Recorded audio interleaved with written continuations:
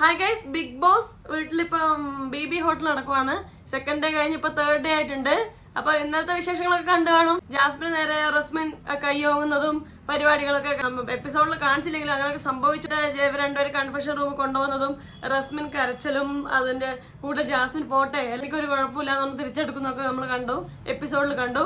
ഇന്നത്തെ ലൈവിൽ കണ്ടു എല്ലാവരും ഓരോ ഇതുവരെ ചെയ്ത ടാസ്കിനൊക്കെയുള്ള കോയിൻസ് ഒക്കെ കൊടുത്തു. ഡയമണ്ട് വജ്രം കൊടുത്തിട്ടില്ല, ഡയമണ്ട് അവരുടെ കയ്യിൽ തന്നെ ഉണ്ട്. പക്ഷെ അവരെ കളി അനുസരിച്ച് അവർക്ക് കോയിൻസ് ഒക്കെ കൊടുത്തു കഴിഞ്ഞു. അപ്പൊ ഏറ്റവും കൂടുതൽ കോയിൻസ് കിട്ടിയത് ഡെൻ ടീമിനാണ്. അപ്പൊ ഡെൻ ടീം ഇപ്പൊ നിലവിലുള്ള പവർ ടീമും തമ്മിലുള്ള മത്സരങ്ങൾ നടന്നുകൊടുക്കുവാണ്. 2 മത്സരം എന്തോ കഴിഞ്ഞിട്ടുണ്ട്. ആദ്യത്തേല് അർജുനും റസ്മിനും കൂടെ പോയിട്ടുണ്ടായിരുന്നു. ഒരു ബോൾ വീഴ്ത്തുന്ന ഒരു ഗെയിം ഉണ്ടായിരുന്നു. അതിൽ അർജുൻ ജയിച്ചു. അതിനുശേഷം ജിൻഡോയും അഭിഷേകും കൂടെ ടയർ ഇങ്ങനെ ഉരുട്ടി കുപ്പി വീഴ്ത്തുക എന്നുള്ളൊരു ടാസ്ക് ആയിരുന്നു. അതില് അഭിഷേകാണ് ജയിച്ചത്. അപ്പൊ ഇതിന്റെ ഇടയിൽ വജ്രം മോഷ്ടിക്കാനുള്ള ശ്രമങ്ങളൊക്കെ ചെറുതായിട്ടൊക്കെ നടക്കുന്നുണ്ട്. എന്നാൽ കാര്യമായിട്ടുള്ള ശ്രമങ്ങളൊന്നും ആരുടെ ഭാഗത്തും കാണുന്നൊന്നുമില്ല. എന്നിട്ട് ഈ കോയിൻ കൊടുക്കുന്നതിന്റെ കൂടെ ശ്വേതാ മേനോനും അതുപോലെ തന്നെ സാബുമോനും കൂടെ ഈ ഓരോ ആൾക്കാരെ കുറിച്ച് അഭിപ്രായം പറയുന്നത് നിങ്ങൾ എല്ലാരും കഴിവുള്ളവരാണെന്ന് പറയുന്നുണ്ട്. അങ്ങനെ ഒരാരും മോശമാക്കി പറഞ്ഞിട്ടില്ല എന്നുള്ളത് എടുത്ത് പറയണം. എല്ലാവർക്കും ഇൻഡിവിജ്വലി കളിക്കാനുള്ള ഒരു കഴിവുള്ളവരാണെന്നാ പറഞ്ഞത്. ശ്രീരേഖ ടാസ്ക് തുടങ്ങിയ മുതൽ ഇതുവരെ ഒട്ടും താഴാതെ ഒരേപോലെ കളിച്ച ഒരാളായിട്ട് കണ്ടത് ശ്രീരേഖയാണ്. പിന്നെ ജാസ്മിനെ പറഞ്ഞു. അതുപോലെ തന്നെ ഈ ഡെൻ ടീമിന്റെ ക്ലീനിങ് പരിപാടികളെല്ലാം അടിപൊളിയാണെന്ന് പറഞ്ഞു. അപ്പൊ അങ്ങനെയാണ് കൂടുതൽ കോയിൻസ് ഡെന്നിന് കിട്ടിയത്. ഇവരെടുത്ത് പറഞ്ഞ 2 കാര്യമുള്ളൂ. ഒന്ന് ഋഷിയുടെ ക്യാപ്റ്റൻസി, അതായത് HR ആയിട്ട് നിൽക്കുന്ന ആ ഒരു പൊസിഷൻ വേണ്ട ഇത് ഉപയോഗിച്ചിട്ടില്ല, ആ ഒരു പവർ കാണിച്ചിട്ടില്ല. എല്ലാം ഓണേഴ്സ് എന്ന് പറയുന്ന പവർ ടീമിനോട് ചോദിച്ചു ചെയ്യുന്നു. ശരിക്കും അത് ഉപയോഗിക്കാനുള്ള പൊസിഷൻ ഒക്കെ ഉണ്ട്. അത് ഒട്ടും യൂസ് ചെയ്തിട്ടില്ല ഉള്ള കാര്യം വളരെ വ്യക്തമായിട്ട് സാബുമോനും അതുപോലെ തന്നെ ശ്വേതയും പറഞ്ഞു. നല്ല കാര്യം തന്നെയാണ്. കാരണം ക്യാപ്റ്റൻ ആയിട്ടായാലും HR ആയിട്ടായാലും ആ ഒരു പവർ അവരൊട്ടും ഉപയോഗിക്കുന്നില്ല. എല്ലാം പവർ ടീമിനോട് ചോദിച്ചു ചെയ്യുക എന്നുള്ള രീതിയിൽ തന്നെയായിരുന്നു പോയത്. ഒട്ടും ക്യാപ്റ്റൻ ഇല്ലായിരുന്നു. ഈ റസ്മിനും ജാസ്മിനും തമ്മിൽ അടിയായപ്പം റസ്മിൻ കരയാൻ തുടങ്ങി. അപ്പം പക്ഷെ സ്റ്റിൽ ജാസ്മിൻ അവരുടെ റോള് വിട്ടു പോവാതെ പറഞ്ഞോണ്ടേ നിൽക്കുന്നുണ്ടായിരുന്നു. അതായത് പിന്നെ ആക്ടിവിറ്റി ഏരിയയിലോട്ട് വരും, അപ്പൊ പ്രോഗ്രാം തുടങ്ങുന്നു പറഞ്ഞോണ്ടിരിക്കും. അപ്പം ഋഷി പറയുന്നുണ്ടായിരുന്നു ഒന്നും മിണ്ടാ നിക്കടി എന്നേറ്റം പറയുന്നുണ്ടായിരുന്നു. സോ ആ രീതിയിലുള്ള സംസാരം, അതായത് ഒരാളോട് ദേഷ്യം അല്ലെങ്കിൽ ഗ്രഡ്ജ് വെച്ചിട്ടുള്ള ഒരു സംസാരമാണ് ഋഷിയുടെ ഭാഗത്ത്. അത് കേട്ടാൽ തന്നെ നമുക്ക് തോന്നുന്നുണ്ടോ അല്ലാതെ ഒരു ഇറിറ്റേഷൻ. അതുപോലെ എല്ലാ കാര്യങ്ങളും നമുക്ക് നോക്കിയാൽ കാണാം. ഇവരുടെ പ്രത്യേക പവർ ടീമിന് മാത്രം സ്പെഷ്യൽ പ്രിഫറൻസ് ഉണ്ട് ഋഷിയുടെ ഭാഗത്ത്. അവരോട് പ്രത്യേകമായ ഒരു കരുതലുണ്ട്. ഇപ്പൊ ഇന്നലെ എപ്പിസോഡ് നമുക്കാണ് അൻസിബ റൂമിൽ പോയി കരയുന്നുണ്ടായിരുന്നു. എണ്ണ തളച്ചിട്ട് മേത്തേക്ക് വീണിരുന്നെങ്കിൽ അങ്ങനെ എന്തോ ഒരു കാര്യം പറഞ്ഞായിരുന്നു കരയുന്നുണ്ടായിരുന്നത്. അപ്പോൾ ഋഷി പോയി സമാധാനിപ്പിക്കും. അതാണ് പ്രധാനപ്പെട്ട കാര്യം ഋഷിക്ക് തോന്നിയത്. ആസ് എ ക്യാപ്റ്റൻ ആയിട്ട് പോലും അതൊരു ഇമ്പോർട്ടൻ്റ് കാര്യം. ഇത്രയും വലിയൊരു ഇഷ്യൂ നടന്നിട്ട് പോലും അല്ലെങ്കിൽ അവർ തമ്മിലുള്ള ഇഷ്യൂസ് സോൾവ് ചെയ്യാനൊന്നും ഋഷി ശ്രമിക്കുന്നുണ്ടായിരുന്നില്ല. അതുപോലെ തന്നെ ഇന്നത്തെ ചോറിൽ ചമ്മന്തി ഒക്കെ ഉണ്ടാക്കിയത് ശ്വേതാ മേനോനായിട്ട് കാണുന്നുണ്ട്. അപ്പൊ ഇവരൊക്കെ ഗസ്റ്റിനെ കിച്ചണിലോട്ട് കയറ്റി ചെയ്യിപ്പിക്കുന്നതൊക്കെ വളരെ മോശമായിട്ട് തോന്നി. അതൊക്കെ ഒരു ക്യാപ്റ്റൻ എന്നുള്ള നിലയിൽ ഇടപെട്ട് വേറൊരു, അതായത് ആൾക്കാരെ കുറവുണ്ടെങ്കിൽ പുറത്താക്കി വരെ ഉള്ളിലോട്ട് കയറ്റി കിച്ചണിലാക്കുക, അല്ലെങ്കിൽ വേറെ ആരെയും നിർത്തുകയോ ചെയ്തിട്ട് ചെയ്യേണ്ടതാണ്. അല്ലാണ്ട് ഒരു ഗസ്റ്റിനെ കൊണ്ട് ചെയ്യിപ്പിക്കേണ്ട ഒരു കാര്യമല്ല. അപ്പൊ ആസ് എ ക്യാപ്റ്റൻ കുറെ കാര്യങ്ങൾ ചെയ്തിട്ടില്ല പുള്ളിക്കാരൻ ആളൊരു ജെന്യൂനായ മനുഷ്യനാണ്, വളരെ നല്ല മനസ്സുള്ളൊരു മനുഷ്യനാണ്. പക്ഷെ നമ്മൾ ആസ് എ റോൾ ചെയ്യേണ്ട കുറച്ച് കാര്യങ്ങളില്ല, പവറിലിരുന്ന് ചെയ്യേണ്ട കുറച്ച് കാര്യങ്ങളുണ്ട്. അതൊന്നും പുള്ളിക്കാരൻ ചെയ്തിട്ടില്ല എന്നാണ് പറയുക. അല്ലെങ്കിൽ അല്ലാതെ ഗസ്റ്റിനെ കൊണ്ട് കിച്ചണിൽ കയറ്റാൻ പാടില്ലല്ലോ. അവരുണ്ടാക്കിയിട്ട് അവര് ചമ്മന്തി ഉണ്ടാക്കുക, എന്നിട്ട് റസ്മിൻ തന്നെ പറഞ്ഞു കേട്ടു നല്ല ചമ്മന്തി ആയിട്ട് അടിപൊളി ചമ്മന്തി ആയിട്ടുണ്ട് എന്നൊക്കെ പറയുന്നുണ്ടായിരുന്നു. അവർക്ക് എന്നിട്ട് അതിലൊരു മോശം തോന്നില്ല ഉള്ളതാണ് ഓണേഴ്സിന്. പിന്നെ ഇന്നലത്തെ ഒരു വിഷയം ജാസ്മിൻ വിഷയത്തിൽ ഉറപ്പായിട്ടും ജാസ്മിന് ഒരു പോസിറ്റിവിറ്റി ഉറപ്പായിട്ടും പുറത്ത് കിട്ടിയിട്ടുണ്ടാവും. കാരണം റസ്മിന് പറഞ്ഞ ഒരു അറ്റാക്ക് വന്നിട്ട് റസ്മിനെ സേവ് ചെയ്യുകയാണ് ജാസ്മിൻ ചെയ്തത്. ഉറപ്പായിട്ടും ജാസ്മിൻ അവിടെ പ്ലസ് ആയി. ജാസ്മിൻ ചെയ്തിരിക്കുന്നത് ചിലപ്പം ഗബ്രി പോയി അപ്പൊ എനിക്കൊരു സപ്പോർട്ടായിട്ട് റസ്മിൻ ഉണ്ടാവണം, അല്ലെ റസ്മിൻ വേണം, ചിലപ്പോൾ ഒരു ഫ്രണ്ട്ഷിപ്പിന്റെ ഒരു എലമെന്റ് കൂടി ഉണ്ടാവാം. അങ്ങനെയാണ് തോന്നുന്നു. പുള്ളിക്കാരി ഇങ്ങനെ മനസ്സിൽ വെക്കുന്ന ഒരു ടൈപ്പാണെന്ന് തോന്നുന്നില്ല കാളെ കണ്ടെടുത്തോളം. പുള്ളിക്കാരി ഉള്ളത് പറയും. ഇപ്പൊ വിഷമാണെങ്കിലും ഇപ്പൊ കാണില്ല ഗബ്രിയോട് പറഞ്ഞു തീർക്കുന്നതാണെന്നുണ്ട്, അല്ലെങ്കിൽ വേറൊരാളോട് ഇങ്ങനെ പറഞ്ഞു തീർക്കും. അപ്പൊ ഗബ്രി പോയപ്പോൾ റസ്മിനോട് ആ വിഷമങ്ങളും കാര്യങ്ങളൊക്കെ പറഞ്ഞെടുത്ത് മനസ്സിൽ നിന്ന് ഒഴിച്ചു കളയാനുള്ള സ്വഭാവമുള്ള ഒരാളായിട്ടാണ് ജാസ്മിനെ തോന്നുന്നത്. അതുകൊണ്ട് പുള്ളിക്കാരിക്ക് ഉള്ളിൽ ആ ഒരു വിഷമം വെച്ച് നടക്കുക അല്ലെ കൺഫ്യൂഷൻ വെച്ച് നടക്കുന്ന പരിപാടിയില്ല. ഈ റസ്മിന്റെ കാര്യം നേരെ തിരിച്ചായിട്ടാണ് എനിക്ക് തോന്നുന്നത്. പുള്ളിക്കാരി ഇങ്ങനെ എല്ലാവരോടും അങ്ങനെ ഓപ്പണായി സംസാരിക്കുന്ന ഒരാളായി തോന്നുന്നില്ല. വളരെ പെക്യുലർ ആയിട്ട് സംസാരിക്കാവുന്ന കോൺഫിഡൻസ് ഉള്ള ഒരാളോട് മാത്രം സംസാരിക്കുന്ന ഒരാളായി തോന്നുന്നു. അതുകൊണ്ട് തന്നെ ഈ പറയുന്ന കാര്യങ്ങൾ ചിലത് ജാസ്മിൻ പറഞ്ഞ കാര്യങ്ങളായാലും ഗബ്രി പറഞ്ഞ കാര്യങ്ങളായാലും പുള്ളിക്കാർക്ക് കുറച്ച് സംശയങ്ങൾ ഉണ്ടാവാം. അപ്പൊ ഈ സംശയങ്ങളും ഇവരുടെ ചിന്തകളും കൂടി കൺഫ്യൂസ്ഡ് ആയി. പിന്നെ അപ്പുറത്തെ സൈഡിൽ അൻസിബയുടെ വക നോറയുടെ വക ഇവർക്കെതിരായിട്ടുള്ള ഒരു സംസാരം കേൾക്കുമ്പോൾ പുള്ളിക്കാരി റസ്മിൻ കൺഫ്യൂസ്ഡ് ആണ്. അപ്പൊ അതിന്റെ ഒരു കൺഫ്യൂഷൻ മെന്റൽ പ്രഷറിലുണ്ട് പുള്ളി. എന്നാൽ പുള്ളിക്കാരി അത് പറഞ്ഞു തീർക്കുന്നൊന്നുമില്ല.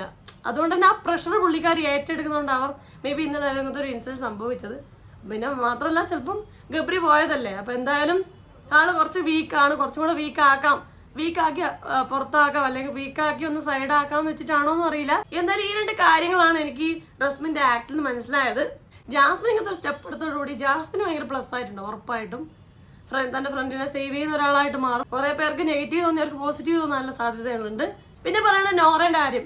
നോറ ഈ പവർ ടീമിൽ വന്നതോടുകൂടി ഭരിക്കാൻ തുടങ്ങി. എന്നാൽ പുള്ളിക്കാരിക്ക് ഭരിക്കാനുള്ള പൂർണ്ണ അവരോട് പറയുന്നവരോടുള്ള ദേഷ്യം, അവരോടുള്ള വിരോധം, വെറുപ്പൊക്കെ കീപ്പ് ചെയ്ത് സംസാരിക്കാനേ പുള്ളിക്കാർക്ക് അറിയാം. അല്ലാണ്ട് ആസ് എ ഹോൾ ചിന്തിച്ച ഒരു ഡിസിഷൻ എടുക്കാനോ ഗ്രഡ്ജും ഇതിനൊക്കെ പുറമെ ആസ് ടോട്ടൽ ചിന്തിക്കാനുള്ള ഒരു രീതി പുള്ളിക്കാരി കാണുന്നില്ല.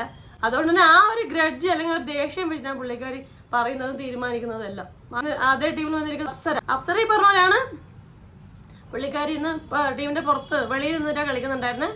ആ പുള്ളിക്കാരി പറഞ്ഞാൽ കൃത്യമായ ഒരു കാര്യം കൊടുത്താൽ ചെയ്യുന്നല്ലാതെ ഇങ്ങനത്തെ ഒരു സിറ്റുവേഷൻ വന്ന് സംഭവം മാനേജ് ചെയ്യേണ്ട ഒരു കാര്യം വന്നാൽ പുള്ളിക്കാരി എത്രയും മാനേജ് ചെയ്യുന്നു എനിക്ക് തോന്നുന്നില്ല.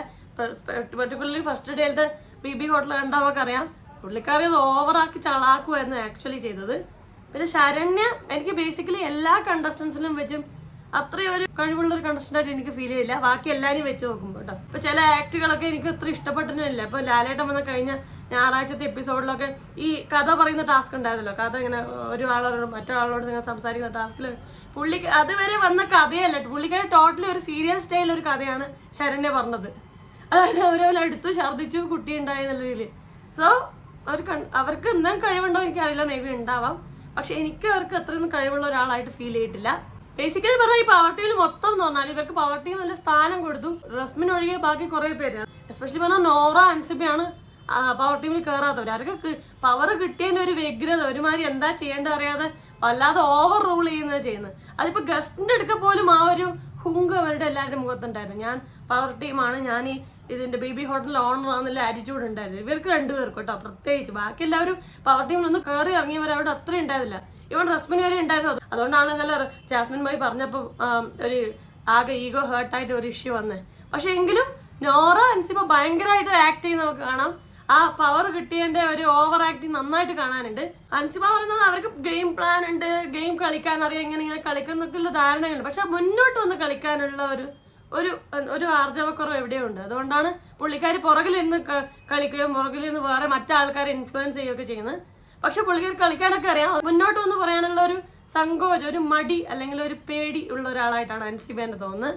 പിന്നെ ജിൻഡോനെയാണ് വജ്രം സേവ് ചെയ്യാൻ കൊടുത്തില്ല. പുള്ളിക്കാരനെ അതൊക്കെ എടുക്കണമെന്നുണ്ട്. പക്ഷെ ശ്വേതാ മേനോൻ തന്നതല്ലേ, അപ്പൊ അടിച്ചു മാറ്റിയ മോശമല്ലേ എന്നുള്ള രീതിയിൽ പുള്ളിക്കാരൻ അത് സേവ് ചെയ്തുകൊണ്ട് നടക്കുവാണ്. നമുക്ക് നോക്കാം ആരുടെ കയ്യിലാണ് ഇത് അവസാനം എത്താൻ പോകുന്നത്.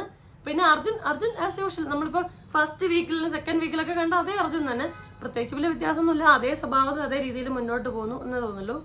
ആള് മുന്നോട്ട് വന്ന അഭിപ്രായമാണ് കൂടുതൽ ആക്റ്റീവായി കളിക്കേണ്ട ഒരു സമയം എത്തി. കാരണം നമ്മള് കുറച്ചും കൂടെ ഫിനാലൊക്കെ എടുത്തു കഴിഞ്ഞു. പക്ഷെ അതിൻ്റെതായ മാറ്റങ്ങളൊന്നും കാണുന്നില്ല. അതുപോലെ തന്നെ ശ്രീതു അർജുന്റെ കൂടെ ഇങ്ങനെ അവർ ഗ്രൂപ്പാണല്ലോ ഓൾറെഡി ഇപ്പോൾ. അപ്പൊ അതുകൊണ്ട് അവർ കൂടെ കളിക്കുന്നു, അത്രേ ഉള്ളൂ. പിന്നെ സായി വന്നതിൽ നിന്ന് മാറ്റം വന്നിട്ടുണ്ട്. പക്ഷെ ഒരു പുതുമയുള്ള ഒരു കാര്യമോ അല്ലെങ്കിൽ മുന്നോട്ടൊന്നൊരു കാര്യം സ്റ്റെപ്പ് എടുക്കുന്നില്ല. കാരണം ഇതിൽ നിന്ന് ഔട്ടാവോ എന്നുള്ള പേടി കൊണ്ടാണോ എന്നറിയില്ല. ഇപ്പൊ സായി ഇപ്പൊ നമ്മൾ സീക്രട്ട് ഏജന്റ് ആയിട്ട് റിവ്യൂസിന് അല്ലെങ്കിൽ സോഷ്യൽ ഇഷ്യൂസിനൊക്കെ പ്രതികരിക്കുന്ന ആ ഒരു എനർജിയോ ആ ഒരു സംഭവം ഇതുവരെ അങ്ങനെ കാഴ്ചവെച്ചായി കാണുന്നില്ല. അപ്പൊ നമ്മളത് എക്സ്പെക്ട് ചെയ്യുന്നുണ്ട്. എപ്പോഴാണ് പുറത്തെടുക്കുന്നത് നമുക്ക് നോക്കാം. അല്ല അതിന് മുന്നേ പുറത്ത് പോകുമെന്നും അറിയില്ല. നന്ദന അവിടെ ഇവിടെയായി നിൽക്കുന്നുണ്ട്. ഒരു ഓളുണ്ടാക്കാൻ ശ്രമങ്ങളൊക്കെ ഉണ്ട്. മറ്റ് ഇന്നാക്റ്റീവായ കണ്ടസ്റ്റൻസിനെ വെച്ച് നോക്കുമ്പോൾ എനിക്ക് നന്ദന ബെറ്റർ ആയിട്ട് തന്നെയാണ് തോന്നുന്നത്. അല്ലാതെ കുറെ പേര് സേഫ് ആയിട്ട് മിണ്ടാതെ കളിക്കുന്നുണ്ട്. അവരെ വെച്ച് നോക്കുമ്പോൾ ഇവർ ബെറ്റർ തന്നെയാണ്. പിന്നെ അഭിഷേക് നന്നായി കളിക്കുന്നുണ്ടായിരുന്നു. ഇപ്പൊ പവർ ടീമിൽ വന്നതുകൊണ്ട് ശേഷം യാതൊരു അനക്കവും കാണുന്നില്ല. അവരുടെയൊക്കെ കൂടെ ഇങ്ങനെ ഇരിക്കുമെന്നല്ലാതെ പ്രത്യേകിച്ച് വലുതായി മുന്നോട്ട് വരുന്നതായി കാണുന്നില്ല. പിന്നെ സീജോ കളിക്കണമെന്നില്ല ആഗ്രഹമുണ്ട് പുള്ളിക്കാരന്. പക്ഷെ പുള്ളിക്കാരന് ഓവറായി സംസാരിക്കാൻ പറ്റുന്നില്ല. പുള്ളിക്കാരൻ താടിക്കൊക്കെ കൈവച്ചിട്ടാണ് സംസാരിക്കുന്നത്. ചിലപ്പോൾ മേ ബി അദ്ദേഹത്തിന് കളിക്കണമെന്നോ അല്ലെങ്കിൽ കളിച്ച് പിന്നെയാണ് വല്ലാത്ത ആഗ്രഹം കൊണ്ടാവാം തിരിച്ചു വന്നിട്ടുണ്ടാവാം. പക്ഷെ എങ്കിലും പുള്ളിക്കാരൻ അത്രയും അങ്ങ് കളിക്കാൻ പറ്റുന്നില്ല. പുള്ളിക്കാരനെ ഒന്നും പ്രശ്നം പറ്റിയില്ലെങ്കിൽ മേ ബി അതായത് മുൻനിരയിൽ ഉണ്ടാവേണ്ട കണ്ടസ്റ്റൻസിൽ ഒരാളാവാൻ സാധ്യതയുള്ള ഒരാൾ തന്നെയായിരുന്നു സിജോ. അതുപോലെ തന്നെ വേറൊരു കാര്യം നടന്നു. ശ്വേതാ മേനോൻ പവർ റൂമിൽ കയറി സംഭവങ്ങളൊക്കെ കണ്ടു, ഉള്ളൊക്കെ കയറി. അപ്പൊ അതാ പറഞ്ഞു ആൾക്ക് ഇപ്പൊ നമ്മൾ ബിഗ് ബോസ് കണ്ടസ്റ്റന്റ് ആയിട്ട് കളിക്കാനുള്ള എനർജി ഉണ്ട്. അത്രയും ഒരു എനർജിയിലാണ് ശ്വേതാ മേനോൻ വന്നിട്ടുള്ളത്. ആ ഒരു എനർജി നന്നായിട്ട് പ്രസന്റ് ചെയ്യുന്നുണ്ട്, നമ്മളെ മുന്നിൽ എത്തുന്നുണ്ട്. ആൾക്കാർ അവരോടെല്ലാം നല്ല അഡ്വൈസ് ഒക്കെ കൊടുക്കുന്നൊക്കെ ഉണ്ട്. ഇങ്ങനെ കളിക്കണം, അവർക്ക് ആ ഒരു എനർജി ഉണ്ട് ഇപ്പോഴും. പവർ റൂമിൽ കയറാൻ പാടില്ല, അങ്ങനെ കയറാൻ പറ്റുമോ നോക്കും. അങ്ങനെ ആ രീതി കളിക്കുന്നവർ ഈ സീസണിൽ കുറവാണ്. ഓരോ വ്യക്തികൾക്കും ഓരോ പേഴ്സണാലിറ്റി ഉള്ള ഒരു സീസണാണ്, എല്ലാവരും കളിക്കുന്നൊക്കെ ഉണ്ട്. പക്ഷേ ഒരു റൂള് പറയാണ് ഇന്ന സ്ഥലത്ത് കയറാൻ പാടില്ല എന്ന്, അങ്ങനത്തെ റൂള് പറയാണ്. അത് ബ്രേക്ക് ചെയ്ത് കയറാനോ അല്ലെങ്കിൽ അതിനൊരു ഐഡിയ പ്രയോഗിക്കാനോ ഉള്ള ആ ഒരു ടൈപ്പ് ഓഫ് കളി ഉണ്ടല്ലോ മുൻ സീസണുകളിൽ കണ്ട, അതായത് സീസൺ 1 സീസൺ 4 റോബിൻ റിയാസ് ഒക്കെ ഉള്ള സീസണിലൊക്കെ കാണുന്ന ആ ഒരു പരിപാടി ഉണ്ടല്ലോ എക്സ്ട്രാ ആയിട്ട്, അതായത് റൂളിന് അതീതമായിട്ട് അല്ലെങ്കിൽ എല്ലാത്തിനും അതീതമായിട്ട്, റൂളിനല്ല എല്ലാത്തിനും അതീതമായിട്ട് അവർ സ്വന്തമായി ചിന്തിച്ച ഒരു ഐഡിയ കൊണ്ടൊന്ന് സംഭവം ചെയ്യുക. ആ കാര്യം ഈ ഒരു സീസണിൽ മിസ്സിംഗ് ആണ്. അപ്പൊ ശ്വേതാമേനോൻ ഇന്ന് ചെയ്ത പോലെ സംതിങ് കണ്ടസ്റ്റൻസ് ചെയ്തിട്ടുണ്ടെങ്കിൽ, ഇനി മുന്നേ ചെയ്തിട്ടുണ്ടെങ്കിൽ സംഭവം രസം ഉണ്ടാവും. അപ്പൊ ആ ഒരു എലമെന്റ്, ആ ഒരു ആക്ടിവിറ്റി ലെവൽ ഈ സീസണിൽ കുറച്ച് കുറവാണ്. പക്ഷെ എങ്കിലും എല്ലാവരും ആക്റ്റീവാണ്, എല്ലാവർക്കും ജയിക്കണം എന്നുള്ള ആഗ്രഹമുണ്ട്, എല്ലാവരും സംസാരിക്കുന്ന ആൾക്കാർ തന്നെയാണ്. പക്ഷെ എങ്കിലും ഈ ഒരു സംഭവം കുറച്ച് മിസ്സിംഗ് ആണ്. അപ്പൊ നമുക്ക് നോക്കാം ആരാണ് ഡയമണ്ട് അടിച്ചു മാറ്റാൻ പോകുന്നത്, ആർക്കാണ് ഈ ഇമ്മ്യൂണിറ്റി കാർഡ് കിട്ടാൻ പോകുന്നത് നമുക്ക് നോക്കാം. എന്തായാലും അതിനൊക്കെയുള്ള ഒരു വെയിറ്റിംഗ് ഉണ്ട്, നമുക്ക് കണ്ടു നോക്കാം. അപ്പം ഇതിനെക്കുറിച്ച് നിങ്ങളുടെ അഭിപ്രായം, വിലയേറിയ അഭിപ്രായം താഴെ കമന്റ് ചെയ്യണേ. നിങ്ങളുടെ വിലയേറിയ അഭിപ്രായം ഞാനും കാത്തുന്നു, എല്ലാവരും കാത്തുന്നുണ്ട്. So please comment. അപ്പൊ അത്രയേ ഉള്ളൂ. വീഡിയോ ഇഷ്ടപ്പെടാൻ ലൈക്ക് ചെയ്യുക, സബ്സ്ക്രൈബ് ചെയ്യുക, ഷെയർ ചെയ്യുക, കമന്റ് ചെയ്യുക. അപ്പൊ പറഞ്ഞ പോലെ എല്ലാവരും ഹാപ്പി ആയിട്ടിരിക്കുക. മറ്റേ റിവ്യൂ, റിയാക്ഷനോ സോഷ്യൽ ഇഷ്യൂ ആയിട്ട് നെക്സ്റ്റ് ടൈം കാണാം. അതുവരെ ബൈ ബൈ.